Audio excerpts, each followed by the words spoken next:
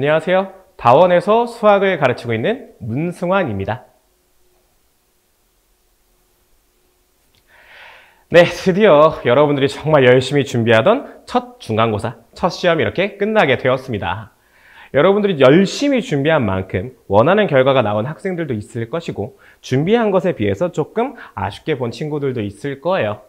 제가 준비한 이 영상을 통해서 중간고사가 어떻게 출제가 되었나 좀 분석을 하고 앞으로 기말고사를 어떻게 대비해 나가야 하는가 그 계획을 세우는데 큰 도움이 되는 그런 영상이 되었으면 좋겠습니다. 제가 준비한 내용들 시작해 보도록 할게요. 일단 첫 번째, 이번 1학년 1학기 중간고사 수학시험에 대해서 분석을 좀 해보도록 하겠습니다. 네, 여러분들 화면 기준 왼쪽에 보이는 표가 여러분들 시험에 대한 대략적인 것들을 조금 정리해 놓은 표예요. 어느 단원에서 출제가 되었고 난이도는 어떠며 점수가 어땠는지, 그리고 어느 부분에서 출제가 되었나를 제가 조금 간단하게 요약을 해왔습니다. 자세하게 볼 학생들은 잠깐 화면 일시정지 해놓고 화면을 참고하시면 좋을 것 같고요. 저는 이번 시험의 특징에 대해서 조금 말씀을 드리도록 할게요. 일단 첫 번째, 시험 난이도가 조금 평소에 비해서 굉장히 좀 평이했습니다. 실제로 제가 지금 데리고 있는, 제가 1학년 반을 크게 두 반을 하고 있거든요. 한 반은 고1 하이퍼 반을 하고 있고, 한 반은 고1 목동고 반을 하고 있어요. 목동고 반에 목동고 학생들이 지금 현재 12명이 있고, 그 다음 하이퍼 반에도 목동고 학생들이 10명이 있어서 제가 20명에 가까운 이제 학생들을 데리고 있는데, 시험 끝나고 막 연락이 와요. 잘 본 친구도 있고, 평소보다 조금 아쉽게 본 학생들도 있겠죠. 근데 학생들이 말하는 공통점이 뭐가 있었냐면요. 그 두 문제를 틀린 학생들이, 선생님, 제가 선생님이 이제 가르치고 있는 학생들 중에서 제가 제일 못 본 게 아닐까요? 라고 막 걱정하면서 얘기를 하더라고요. 두 문제밖에 안 틀렸는데. 그럴 정도로, 그런 걱정을 할 정도로, 평소에 비해서는 조금 평이하게 나오는 시험이 아닐까라는 게 일단 가장 첫 번째 특징이라고 좀 보여지고요. 그 다음 두 번째는 역시나 몇 년째 유지되고 있는 기조긴 한데요. 학교 프린트 변형 문제가 굉장히 많이 출제가 되었습니다. 옆에 표를 보시면 알겠지만요. 총 20문제 중에서 9문제가 학교 프린트 변형 문제가 출제가 되었어요. 다만 이제 난이도 하 같은 경우에는 사실 프린트든 프린트가 아니든 사실 우리 아이들이 그것 때문에 점수가 결정되는 건 아니잖아요. 그래서 점수가 실질적으로 결정이 되는 난이도 중 이상 문제로만 봤을 때는 절반이 조금 넘는 문제들이 학교 프린트에서 변형이 돼서 출제가 된 것을 확인할 수가 있어요. 따라서 역시나 학교 프린트가 중요한 포인트였다라는 게 두 번째 특징이고요. 그다음 세 번째, 여기서부터 조금 주목을 해주시면 좋을 것 같아요. 이번 시험에 난이도 상 문제가 총 4문제가 출제가 되었어요. 객관식에서 3문제, 그다음 단답형에서 1문제가 출제가 되었는데요. 그 4문제 중에서 2문제는 학교 프린트 변형 문제였어요. 그런데 나머지 2문제가 학교 프린트가 아닌 외부 문제가 출제가 되었음을 확인할 수가 있습니다. 크게 2문제예요. 13번이랑 20번 문제가 바로 프린트 문제가 아니었는데요. 13번 문제 같은 경우에는 비록 프린트에는 없었지만 그동안 공부를 조금 열심히 해온 학생들이라면 언제든지 조금 한 번쯤만 만났을 그런 문제가 출제가 되어서 공부를 열심히 한 학생들한테 13번이 문제가 되지는 않았을 거예요. 그런데 20번 문제가 조금은 우리 학생들 기준으로는 생소할 수 있는 문제였다라고 저는 생각을 합니다. 그래서 이 20번 문제가 점수도 보시면 알겠지만 단답형이라 그런지 5점이나 돼요. 다른 문제보다 훨씬 배점이 높죠. 그래서 마지막 문제를 맞았냐 틀렸냐 요게 조금 점수 폭을 좀 결정하는 문제가 아니었을까. 그리고 마지막 문제를 맞췄냐 못 맞췄냐가 만점을 조금 결정을 하는 그런 그런 역할을 하는 문항이었다라고 보시면 될 것 같아요. 그래서 일단 13번과 20번 문제를 좀 먼저 살펴보도록 할게요. 일단 13번 문제입니다. 여러분들 화면 기준 왼쪽 위에가 시험 문제고 그 나머지 부분들이 해설이에요. 제가 모범 답안으로 한번 해설을 조금 작성을 해봤는데요. 네, 보시면 알겠지만 아까 얘기했던 것처럼 학교 프린트에는 없는 문제지만 내신 대비를 그동안 열심히 준비를 해오면서 다양한 문제들을 풀어본 학생들이라면 사실 이런 유형의 문제가 처음 보는 문제는 아니었을 거예요. 실제로 우리 반 같은 경우에는 요 문제처럼 나머지 정리 교재에 이런 비슷한 문제가 실려 있었거든요. 그래서 열심히 조금 준비를 한 학생이라면 이 문제가 처음 본다든지 새롭게 느껴지지는 않았을 거예요. 다만 20번 문제를 보시면 아까도 언급을 드렸죠. 이 문제는 조금 전형적인 혹은 어디서나 볼 수 있는 그런 문제는 조금 아니었어요. 그래서 제가 역시나 풀이를 조금 적어드렸는데 물론 요거 말고도 풀이가 많을 거예요. 근데 이제 이 풀이를 기준으로 해서 조금 말씀을 드리면 제가 생각했을 때 이 풀이에서 조금 핵심은 요 파트인 것 같아요. 지금 빨간 네모가 좀 나타났죠? 이 파트가 좀 핵심인 것 같아요. 그 이전식을 살펴보시면 28 더하기 괄호의 제곱이 n제곱이다 라고 되어 있어요. 그래서 이 부분을 그냥 생으로 찾으려고 하면 쉽지가 않을 거예요. 근데 만약에 괄호를 슬며시 이항을 해서 28은 제곱 빼기 제곱이니까 합차공식으로 인수분해할 수가 있겠죠. 그러면 저 문자들이 전부 다 정수이기 때문에 정수 2개 곱해서 28이 되는 건 유한계 있겠죠. 그래서 쭉쭉쭉 풀이를 진행해 나갈 수 있는 그런 문제다라고 보시면 될 것 같아요.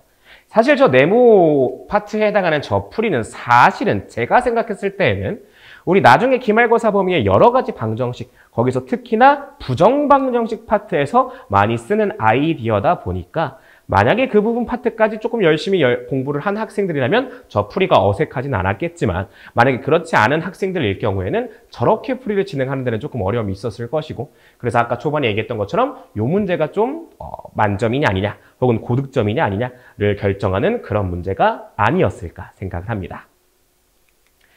네, 지금부터 나오는 화면은요, 내신 문제와 그 내신 문제의 베이스가 된 학교 프린트 문제가 이제 여러분들 앞에 화면에 나오고 있을 거예요. 그래서 이 둘을 비교를 하면서 프린트에서 어떤 문제가 출제가 되었고 어떻게 변형돼서 나왔는가를 참고하시면 좋을 것 같습니다.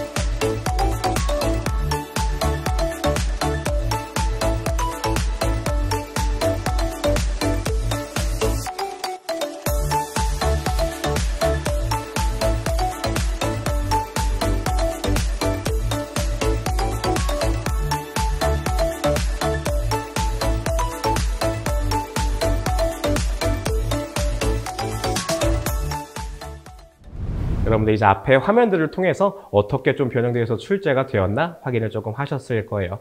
정말 학교 프린트에서 많이 출제된 거 확인할 수 있겠죠. 우리는 이제 앞에 우리가 살펴본 내용들을 토대로 이제 그 다음 시험에 해당하는 기말고사를 어떻게 준비해 나가야 하는가 그 전략에 대해서 말씀을 드리도록 할게요. 일단 첫 번째 너무나 당연한 얘기입니다. 학교 프린트를 완벽하게 학습을 해야 돼요. 우리가 방금 직전에 어떻게 변형되어 출제가 되었나를 확인했잖아요. 보시면 알겠지만요. 이렇게 말해도 감히 말해도 될지 모르겠지만 숫자만 변형돼서 출제가 되었습니다. 따라서 결론낼게요. 학교 프린트를 굉장히 열심히 공부한 학생들일수록 이번 시험이 더더욱이 쉽게 느껴졌을 거예요. 저 같은 경우에는 진짜 학교 프린트 정말 여러 번 시켰거든요. 그래서 아까 말씀드린 것처럼 그러니까 학생들이 2개 틀린 학생이 혹시 선생님 제가 꼴찌가 아니에요? 라고 연락할 정도였다라는 거예요. 그 정도로 학교 프린트가 여러분들 학교 시험, 내신 시험의 점수를 결정하는 아주 큰 역할을 하고 있구나라고 생각하고 정말 열심히 반복해서 풀어보셨으면 좋겠습니다. 그 다음 두 번째로는 필수 유형들을 반복적으로 좀 풀어주셔야 돼요. 그 학교 프린트가 제 기억에 10번부터 출제가 되었잖아요. 근데 그 이전 문제들은요. 여러분들이 필수로 당연하게 알아야 될 필수 유형들이 조금 출제가 되었어요. 그래서 필수 유형들을 여러분들이 반복적으로 연습함을 통해서 그 부분에서 시간을 줄였어야지만 뒤에 있는 어려운 문제들을 여러분들이 충분히 시간 투자를 통해서 풀어낼 수 있지 않았을까라고 생각을 합니다. 여기까지는 단순히 기말고사가 아닌 여러분들 학교 시험을 위한 조금 조언이었다면 이번에는 기말고사에 맞춰서 조금 얘기를 해보도록 할게요. 세 번째, 각 단원에 맞는 전략을 조금 세워주셔야 됩니다. 여러분들 기말고사에 해당하는 단원들을 조금 말씀을 드리면요. 첫 번째, 여러 가지 방정식. 그 다음에 여러 가지 부등식. 세 번째, 순열과 조합. 네 번째, 행렬입니다. 이 중에서 우리가 조금 눈여겨봐야 할 단원들이 크게 두 가지가 있어요. 첫 번째, 순열과 조합. 두 번째, 행렬. 이 단원들의 특성을 조금 알고 계셔야 돼요. 일단 첫 번째, 순열과 조합은 어떠한 특징을 가지고 있느냐? 순열과 조합 내용 자체가 어렵지는 않습니다. 순열 모르는 학생 없고요. 조합 모르는 학생들 없어요. 애초에 순열과 조합 경우의 수 단원이기 때문에 직접 세는 단원들이고요. 어떻게 묶어서 세느냐에 따라서 풀이가 굉장히 다양해질 수 있는 그런 단원이에요. 그러다 보니까 내용 자체가 어려운 건 아닌데 우리 아이들이 굉장히 싫어합니다. 왜? 풀었는데 잘 틀리거든. 네, 순열과 조합은 선천적으로 그런 특징을 가지고 있는 단원이에요. 그래서 이 단원을 공부할 때는 어떻게 해야 되냐면요. 많이 틀림을 통해서 고쳐나가는 게 굉장히 중요해요. 본인이 틀리고 그 부분들을 고쳐나감을 통해서 왜 그렇게 하면 안 되는가에 대한 기억을 정확하게 가지고 가는 게 중요한 단원이에요. 그래서 난이도에 비해서 시간이 조금 많이 필요한 그런 단원이다라고 생각해 주시면 될 것 같아요. 두 번째, 행렬입니다. 행렬은 옛날 교육과정에는 있었어요. 제가 이제 학생 때는 실제로 행렬에 대해서 자세하게 배웠었고요. 어느 순간 행렬이 빠지게 되었는데 이번 우리 1학년 친구들부터 다시 행렬이 들어오게 되었습니다. 근데 제가 배웠을 때 내용 전부 다 들어온 게 아니라 단순 연산까지만 들어왔어요. 행렬의 덧셈과 뺄셈 실수배, 그리고 행렬의 곱셈까지만 들어왔어요. 뭐 역행렬이라든지 이런 류의 내용들은 전부 다 안 들어온 걸 확인할 수 있고요. 따라서 결론이 뭐냐면 행렬 자체의 난이도가 높지는 않다라는 거예요. 새로운 내용이다 보니까 생소할 수는 있어도 난이도가 높지는 않다라는 거죠. 실제로 이번 중간고사 때요. 다른 학교들은 아니고 대1고 같은 경우에 중간고사 범위에 행렬이 출제가 되었습니다. 그래서 대1고 학생들만 데리고 제가 행렬 수업을 따로 진행을 했는데 어떻게 진행을 했느냐? 시험 가장 마지막에 제가 수업을 했어요. 시험 대비를 하면서 가장 뒤로 돌려가지고 행렬은 따로 수업을 좀 진행을 했는데요. 이제 그 학생들이 어떤 얘기를 했느냐?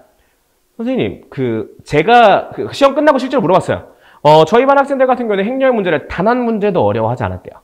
저 모든 문제가 본인들이 느끼기에 굉장히 쉬웠고 시험 대비를 그래서 그 후반부에 한 걸 굉장히 조금 만족해하는 제가 물어봤어요. 혹시 부족했니? 아니면 적당했니? 과했니? 모든 학생들한테 물어봤는데 네, 적당했다라고 전부 다 얘기를 하더라고요. 실제로 예를 하나 들어보자면 이 문제가 실제 대1고 시험 10번 문제입니다. 많은 학생들이 이 문제가 행렬 킬러 문제라고 얘기를 했다고 하더라고요. 그래서 제가 저희 반 대1고 학생들한테 전부 다 물어봤어요. 너네들 이 문제 어떻게 느꼈니? 단 한 명도 어렵다고 안 했어요. 그리고 모든 학생들이 이 문제 맞췄습니다. 그럴 정도로 행렬은요, 똑바로만 배운다면 사실 생소할 수는 있어도 어렵지는 않은 단원입니다. 그렇기 때문에 제가 생각했을 때 가장 베스트 루틴은 뭐냐면 학교에서 행렬에 대해서 기본적인 걸 열심히 배워와요. 기본 연산, 뭐 이런 것들 열심히 연습해 옵니다. 그 다음에 후반부에 저한테 행렬에 대한 조금 조금만 더 깊은 내용을 배운다면 행렬은 그냥 마스터하지 않을까라고 생각하는 그런 단원입니다. 실제로 그랬고요. 따라서 저는 어떤 순서로 수업을 진행을 할 것이냐, 수업 순서를 살짝 바꿀 거예요. 순열과 조합을 가장 먼저 수업을 좀 진행을 할 겁니다. 순열과 조합 수업을 먼저 진행을 하면서 아까 말씀드렸던 것처럼 우리 아이들이 계속 고쳐야 돼요. 그래서 순열과 조합을 공부할 때 가장 중요한 자세는 뭐냐면요. 일단 첫 번째, 많이 틀려서 많이 고치는 게 중요한데, 고칠 때 어떻게 공부를 해야 되느냐, 두 가지를 학습하셔야 돼요. 첫 번째, 당연히 모범 답안 혹은 제가 알려주는 효율성이 좋은 풀이들이 있을 거예요. 그 풀이 당연히 익혀야 됩니다. 근데 여기서 끝나면 안 돼요. 두 번째, 본인이 틀린 그 풀이 있죠. 그 관점 있죠. 그 관점이 만약에 아예 좀 이상한 관점이거나 아예 틀린 관점이야. 그럴 때는 뭐 그 풀이를 버리게 되겠지만, 그게 아니라 틀린 관점이 아닌데 근데 이제 문제를 풀다 보니까 틀렸어. 그럴 경우에는 본인이 선택한 그 방향대로 끝까지 정답을 구하는 연습을 해야 돼요. 왜 그러냐면 제가 아까 말씀드렸죠. 순열 과정은 필연적으로 풀이 방법이 많을 수밖에 없는 단원이고요. 그렇기 때문에 실제 시험에서 본인이 어떤 풀이를 선택하게 될지 모릅니다. 그렇기 때문에 어떤 풀이를 선택하더라도 끝까지 밀고 나가서 정답까지 구할 수 있는 그러한 힘을 기르는 게 중요한 단원이기 때문에 순열과 조합을 앞쪽에 배치해서 그런 연습들을 조금 많이 할 수 있게 할 예정입니다. 그 이후로는 교과서 순서처럼 여러 가지 막론식, 여러 가지 부등식, 그리고 행렬, 요 순서대로. 행렬은 뒷부분에 배치한 이유는 아까 말씀드렸죠. 학교에서 충분히 기본적인 연산의 연습을 하고 이제 제 수업에 행렬 수업할 때쯤이면 기본 연습은 되어 있을 거거든요. 그때 이제 행렬에 대한 조금 더 깊은 얘기까지 장착을 하게 되면 행렬은 마스터하게 될 것이다 라는 얘기입니다. 코너 마지막 네 번째. 이 얘기는 제가 항상 이제 1학년 학생들한테 좀 강력하게 해주는 얘기인데요. 결국 내신 점수는요, 기말고사가 결정을 합니다. 왜 기말고사가 결정을 하느냐? 모든 학생들이 전 과목을 다 잘 보면 참 좋을 거예요. 이거 잘 들어야 돼요. 통계적이면서 논리적인 얘기입니다. 잘 들으셔야 돼요. 중간고사 끝났습니다. 당연히 전 과목을 잘 보면 참 좋을 거예요. 근데 당연히 대부분의 학생들은 잘 본 과목도 있을 거지만 아쉽게 본 과목도 있을 거예요. 편의상 잘 본 과목을 A라고 하고 좀 아쉽게 본 과목을 B라고 할게요. 이제 기말고사 대비를 해야 됩니다. 그럼 우리 아이들 어떻게 할까요? 대답해 볼까요? 너무나 당연하게도 B를 아쉽게 갔잖아. B를 조금 더 열심히 할 거예요. 문제는 여기서 발생해요. 특히 1학년한테 발생해요. 어떤 문제가 발생을 하느냐? 우리 1학년 친구들 시간 관리가 상대적으로 미숙합니다. 무슨 얘기냐면 우리 아이들의 하루는 이미 거의 꽉 차 있어요. 하루 종일 탱자탱자 놀다가 잠들기 전에 30분 공부, 그런 학생 없잖아요. 하루 종일 학원을 다니거나 공부를 하거나 자습실을 가거나 우리 아이들의 하루는 이미 꽉 차 있고요. 그래서 B라는 과목의 공부 시간을 늘리기 위해선 어쩔 수 없이 다른 과목 A의 공부 시간을 줄여야만 합니다. 그렇기 때문에 굉장히 중요한 포인트가 뭐냐면 굉장히 계획적으로 해야 된다는 거예요. 만약에 아무 계획 없이 나 B 그냥 공부 더 열심히 더 시간 많이 할래 라고 하게 되면 A의 공부 시간이 터무니없이 줄어들 수가 있어요. 따라서 결론이 뭐냐? B를 점수 끌어올릴 수도 있겠죠. 근데 A가 고스란히 박살난다라는 거예요. 그러면 손해다라는 거죠. 그럼 요런 대답하는 친구도 있어요. 이런 얘기해주면 또 이런 얘기야. 쌤, 만약에 A가 그래, B가 올랐어요. A가 떨어졌어요. 쌤 아닌가요? 아니에요. 아니에요. 왜 아니냐? 잘 생각해봐요. 이제 제가 가르치는 이제 학생들이 완전 이제 아래 등급을 맞지는 않을 테니까 3등급 위로만 생각을 할게요. 그러면 등급이 떨어질수록 등급의 폭이 넓어요. 이게 무엇을 의미하냐면 등급이 떨어지긴 쉬워요. 근데 등급을 올리려면요, 많은 부분을 올라가야 돼요. 물론 운 좋게 경계선에 걸쳐 있었다면 조금만 떨어져도 등급은 떨어질 것이고 조금만 올라 등급을 오르겠지만 그런 얘기를 하는 게 아니라 평균적으로 얘기를 하는 거예요. 1등급에 위치한 학생들은요, 2등급에 비해서 상대적으로 1등급의 폭이 좁습니다. 그렇기 때문에 점수가 조금만 떨어져도 등급이 떨어질 확률은 높아요. 근데 등급을 올리기 위해선 점수를 평균적으로 많이 올려야 되거든요. 그렇기 때문에 등급은 떨어지기 쉽고 등급을 올리기는 굉장히 어렵습니다.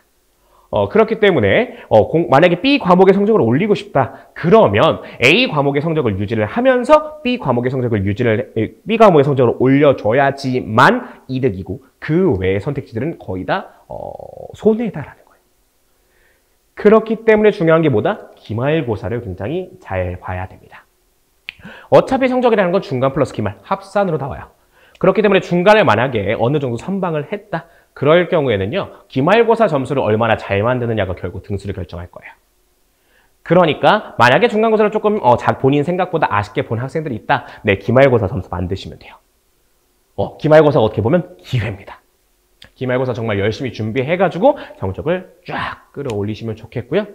저는 그거를 굉장히 열심히 도와드릴 계획입니다.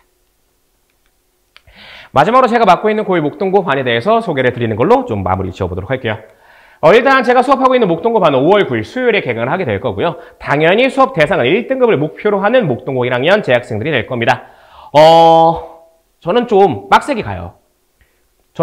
빡세게 가요. 미리 얘기할게요. 빡세게 가요. 열심히 할 거예요. 저희 학생들 데리고 저도 굉장히 열심히 준비를 하고 있고요. 그래서 우리 아이들도 정말 열심히 달릴 수 있도록 지속적인 당근과 채찍을 줄 겁니다. 정말 지속적으로 열심히 할 수 있도록 같이 독려도 할 것이고요. 그 부분을 따라오지 못할 때에는 당연히 채찍질도 들어갈 겁니다. 물론 혼내기만 하는 건 아니고요. 같이 좀 열심히 하자 이렇게 조금 어르고 달리고 할 때도 있고, 혹은 항상 이제 다 그래도 우리 고1이면 많이 컸잖아요. 항상 이제 어르고 달리고만 할 수는 없고 채찍질도 당연히 들어갈 겁니다. 아무튼 결론적인 목적은 뭐냐면 정말 같이 열심히 달려갈 거예요. 그냥 단순하게 저 혼자 예를 들면 누워가지고 열심히 해! 왜 안 해? 이렇게 하는 게 아니라 저도 같이 열심히 달려갈 거고, 그래서 학생들도 같이 좀 열심히 따라올 수 있게 그렇게 열심히 해서 결국에는 1등급을 목표로 하는, 1등급을 맞지 못하면 굉장히 아쉬워하는 그런 학생들로 만드는 게 우리 반 목표입니다. 수업하는 ULM 시간은 수요일과 토요일 저녁 시간에 수업이 진행이 될 거고요. 수업 축제들은 이렇게 진행된다라고 보시면 될 것 같습니다. 제가 사용하는 교재니까 참고하시면 될 거고요. 실제로 그래서 수업이 어떻게 진행이 될 것이냐. 개강을 한 5월 둘째 주부터 6월 둘째 주까지는요. 단원별 문제풀이를 진행을 할 겁니다. 당연히 수업 교재는 앞서 봤던 것처럼 내신 기출 문제들과 모의 기출 문제들로 수업 교재를 구성할 거고요.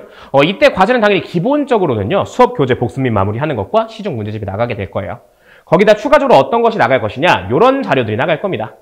일단 작년 학교 프린트를 먼저 조금 드릴 거예요. 중간고사 때 경험을 해봐서 알겠지만요. 학교 프린트를 이제 완전 그 학기 초에 주는 게 아니라 좀 나중에 후반부에 줘요. 그러다 보니까 우리 아이들이 후반부에 풀려면 그게 조금 부담스러울 수 있거든요. 왜냐면 이제 시험 대비 후반부에는 암기 과목 같은 것도 조금 해야 되니까. 그러다 보니까 그때 시작하려면 조금 부담스럽고 늦은 감이 없지 않아 있습니다. 근데 진짜 학교 프린트가 실제로 어떻게 나오고 있냐면 매년 학교 프린트가 나오잖아요. 조금씩 문제들을 갈아 끼워요. 그러다 보니까 2024 프린트, 작년 프린트로 먼저 조금 충분히 연습을 해놓고 나면 이제 나중에 후반부에 여러분들 학교 프린트가 나왔을 때 그래도 절반 이상의 문제들이 풀어봤던 문제들일 거예요. 그래서 학교 프린트에 대한 학습을 하는 게 조금 부담이 줄어들지 않을까 생각을 하고요. 두 번째, 오답률 50% 이상 모음집. 요건 뭐냐면요. 우리 매시간 테스트를 봐요. 매시간 테스트를 보고 그것들 중에서 오답률이 높았던 문제들을 모아서 문제수가 좀 채워지면 주기적으로 나가고 있습니다. 세 번째로는 모의기출 모음집까지 주기적으로 좀 나가게 될 거예요. 그 다음에 이제 단어별 문제풀이가 끝났다. 그래서 아마 6월 셋째 주쯤을 예상하고 있는데요. 요때부터 이제 여러분들 학교 프린트 풀이가 진행된다라고 생각하시면 될 것 같아요. 그래서 요때부터는 어떻게 어려운 문제들을 풀어야 하는지, 혹은 조금 더 효율적으로 풀기 위해서는 어떤 포인트들을 조금 기억하고 있어야 되는지, 그런 것들을 조금 강조한 수업이 진행될 것이다 라고 보시면 될 것 같습니다. 제가 준비한 내용은 여기까지고요. 여러분들 첫 시험 정말 긴장도 많이 되고 정말 그래서 준비도 많이 했을 텐데요. 시험이 결과가 마음에 들던 마음에 들지 않던 여러분들이 열심히 준비했다라는 사실이 굉장히 중요한 거고, 정말 열심히 준비했다면 이번 시험이 아쉬웠을지라도 앞으로의 시험들이 조금 더 좋은 결과가 나오지 않을까라고 생각하고 지속적으로 응원하고 있겠습니다. 제가 준비한 내용은 여기까지입니다. 감사합니다.